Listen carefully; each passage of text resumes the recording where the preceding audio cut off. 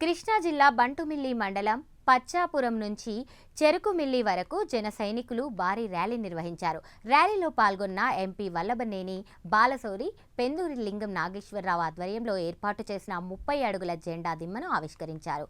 5,000 సభ్యత్వాలు నమోదు కావడంతో cake cut చేసి నాగేశ్వరరావును అభినందించారు. అనంతరం చెరుకుమిల్లి బహిరంగ సభలో పార్టీలో చేరిన వారికి కండువాలు కప్పి సాదరంగా ఆహ్వానించారు.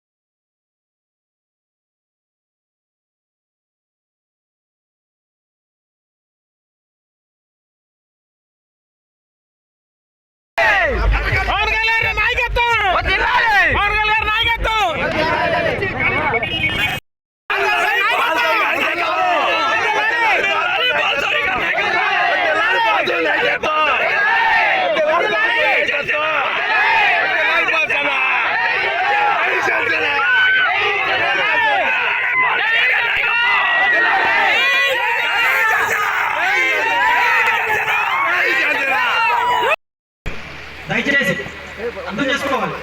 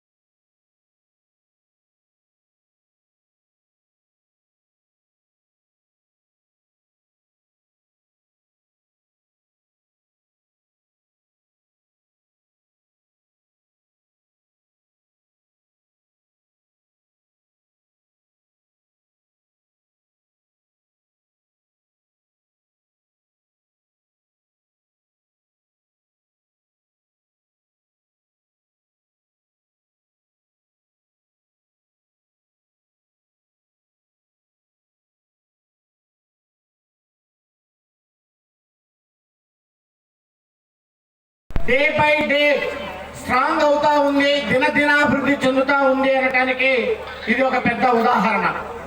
ఈరోజు ఇక్కడ ఆంజనేయులు గారు, వారి కుటుంబం, అదే రకంగా సుబ్రహ్మణ్యం గారు, అనేక మంది మన జనసేన పార్టీలో చేరటం వల్ల జనసేన పార్టీ బలం పెరుగుతుంది అనేటువంటి విషయాన్ని ఈ సందర్భంగా మీ అందరికీ మీకు తెలియజేస్తా ఉన్నాను. మనం అధికారంలోకి వచ్చి దాదాపు 19 నెలలైంది. పవన్ కళ్యాణ్ గారు డిప్యూటీ సీఎంగా ప్రమాణ స్వీకారం చేసి దాదాపు 19 నెలలైంది. ఎక్కడా కూడా జనసేన పార్టీ అనేది తగ్గలేదు.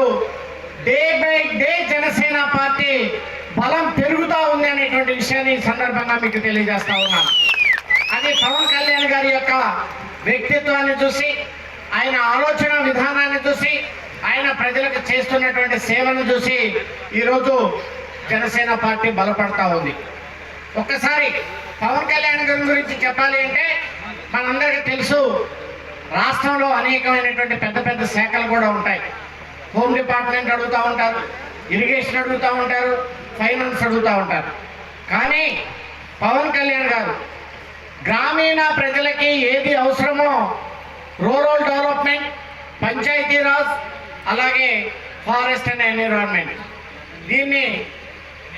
ఈ పదవులు తీసుకొని రాష్ట్రంలో ఎక్కడైతే రోడ్ల సమస్య ఉందో, ఎక్కడైతే మంచినీటి సమస్య ఉందో ఆ సమస్యలు తీర్చడానికి ప్రయత్నం చేస్తున్నటువంటి వ్యక్తి మన పవన్ కళ్యాణ్ గారు అని చెప్పి సందర్భంగా మీ అందరికీ తెలియజేస్తా ఉన్నాను.